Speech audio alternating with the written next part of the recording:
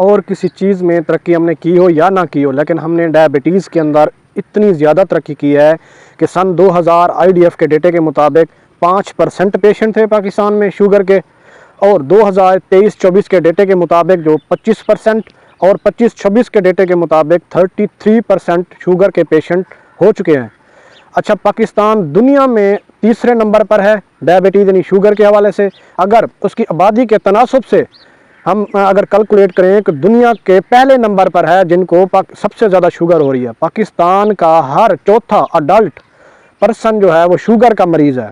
पाकिस्तान में इस वक्त तकरीबन 3 करोड़ 60 लाख एक्टिव डायबिटीज़ यानी शुगर के पेशेंट हैं और 1 करोड़ 50 लाख प्री डायबिटिक हैं। प्री डायबिटिक का मतलब है कि ऐसी कंडीशन पर खड़े हुए हैं, यानी डायबिटीज़ के इतना ज़्यादा करीब हैं कि फ्यू ईयर, अगले जो चंद साल हैं उसमें वो डायबिटीज़ हो जाएगी उनको। अगर उन्होंने एहतियात ना की, अपनी लाइफस्टाइल, अपनी एक्सरसाइज, अपनी डाइट को कंट्रोल ना किया, तो वो अगले चंद सालों में वो 1.5 करोड़ भी शामिल हो जाएंगे।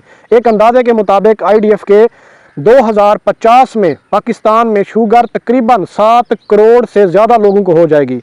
ठीक है, आप ज़रा इसको सोचें ये आखिर क्यों हो रही है। इंशाल्लाह सीरीज़ का हिस्सा 1 इसके काजेज़ और इसके हल को देखेंगे कि हम किस तरह हम इंसुलिन रेजिस्टेंस को हम कंट्रोल कर सकते हैं, शुगर लेवल को कैसे कम कर सकते हैं, हमारे डाइट प्लान क्या होने चाहिए।